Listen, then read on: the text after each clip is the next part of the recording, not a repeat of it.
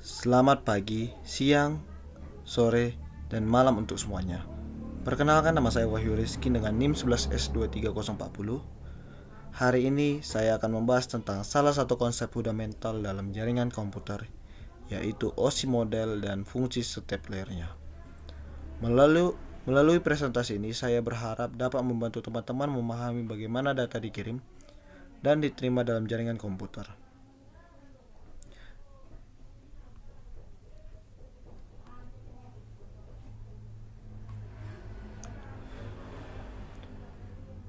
Pendahuluan.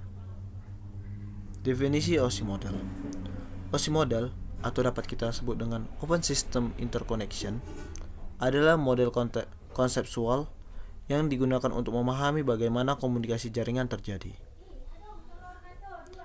Pencipta dikembangkan oleh ISO atau dapat disebut dengan International Organization for Standardization pada tahun 1984.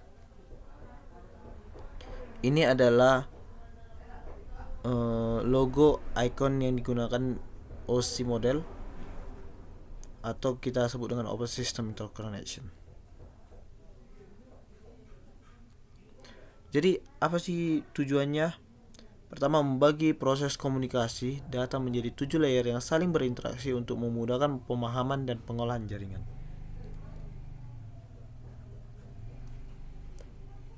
Apa itu si OSI model? Jadi, menurut definisi kerangka referensi, OSI model adalah karangan referensi yang mendefinisikan bagaimana data berpindah dari suatu perangkat ke perangkat lainnya dalam jaringan. Manfaat OSI model ini adalah standarisasi, memastikan interoperabilitas antara perangkat dari berbagai vendor. Habis yang kedua ada troubleshooting, memudahkan dalam mengidentifikasi dan memperbaiki masalah jaringan. Ini adalah model dari OSI model. Jadi ada 7 layer. Apa sih tujuan OSI model? Pertama, seperti yang tadi saya sudah sampaikan, adalah standarisasi, interoperabilitas, yaitu memastikan perangkat yang berbeda dapat berkomunikasi tanpa masalah. Problem solving atau dapat disebutkan pemecahan masalah, memudahkan identifikasi masalah berdasarkan layer tertentu. Desain atau development, membantu dalam pengembangan protokol jaringan yang kompatibel.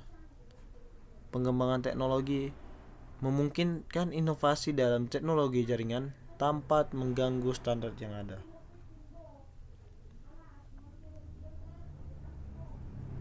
Inilah 7 layer OSI model.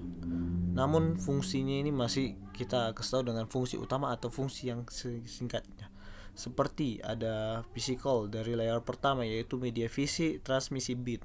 Masuk kita ke atas, data link, framing, error correction. Masuk kita yang ketiga, network, routing, IP address. Keempat, transport, pengiriman data end to end. 5, session, manajemen sesi komunikasi, presentation, enkripsi, deskripsi sama konversi.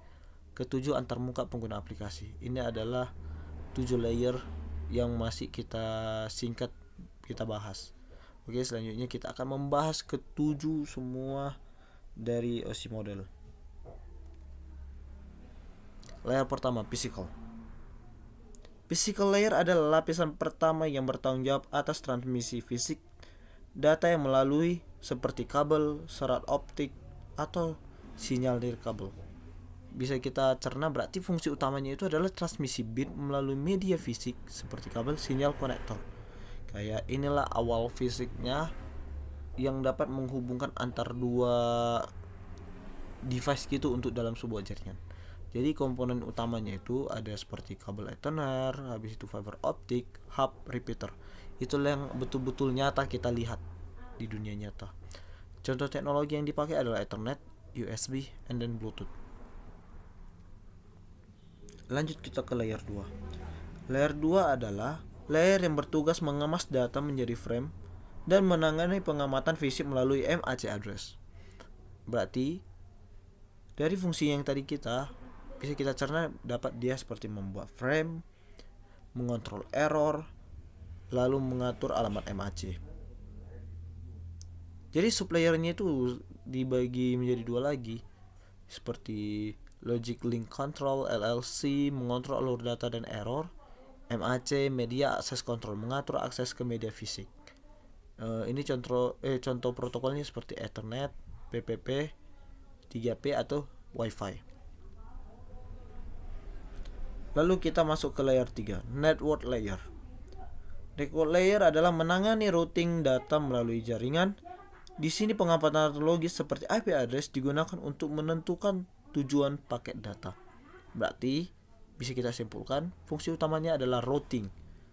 Pengamatan logis menggunakan IP address. Jadi, tapi masih banyak tugasnya. Tugasnya adalah menentukan jalur terbaik untuk dapat melalui jaringan, fragmentasi dan reassemble paket data. Contohnya biasanya kita gunakan adalah IP protokol, ECMP, OSPF sama RIP. Masuk kita ke layer 4. Layer 4 adalah transport layer. Transport layer adalah bertugas memastikan data sampai dengan aman dan lengkap. Data dipecah menjadi segmen-segmen yang lebih kecil. Berarti dari yang tadi sudah kita dengarkan, berarti fungsi utamanya ini adalah pengiriman data end to end, pemecahan data dari segmen.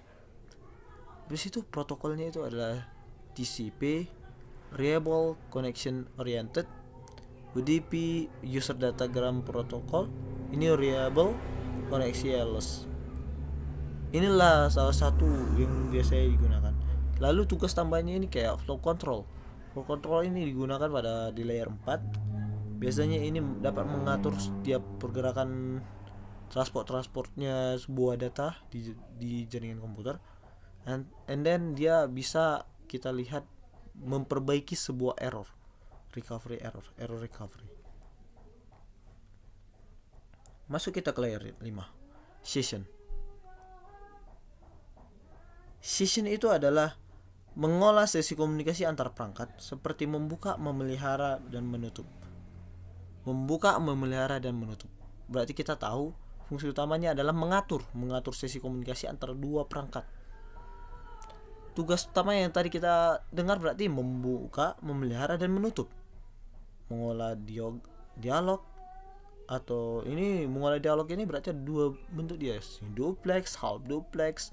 Ini contoh protokolnya yang bisa kita gunakan adalah NetBIOS, RPC, Remote Procedure Cell. Masuk kita ke layer 6, Presentation. Fungsi utamanya ini adalah bertanggung jawab untuk mengubah data ke format yang dapat dimengerti oleh aplikasi, seperti encoding, deskripsi atau konversi, dan bisa juga assembly. Jadi fungsi utama dari presentasi layer ini adalah format data, deskripsi, sama konversi data. Tugas utamanya tadi yang udah kita bilang, mengubah data dari format aplikasi ke format jaringan dan sebaliknya. Jadi dia kayak bekerja bertukar balik gitu, dengan mengubah data dari format aplikasi ke format jaringan. Habis itu dari format jaringan ke format aplikasi. Ini biasa kita gunakan di contoh teknologinya adalah TLS, SSL, ini bisa enkripsi, JPEG, GIF, MPEG. Dan kita masuk ke layer yang terakhir. Layer terakhir ini adalah application layer. Jadi application layer adalah lapisan yang paling dekat dengan pengguna. Ini biasanya kayak aplikasi lah, interface yang bisa kita otak-atik, yang bisa kita gunakan. Tempat aplikasi seperti web browser dan email klien bekerja. Jadi fungsi utamanya adalah memberikan akses langsung antara aplikasi dan jaringan, menyediakan layanan jaringan langsung ke aplikasi pengguna. Contoh HTTP-nya atau kita tahu yaitu HTTP atau HTTPS browsing, FTP, SMTP, POP3, IMAP, ini email, DNS, ini domain name system. Oke, sekian dari presentasi saya. Jika ada kesalahan atau salah kata mohon dimaafkan. Sekian dan terima kasih.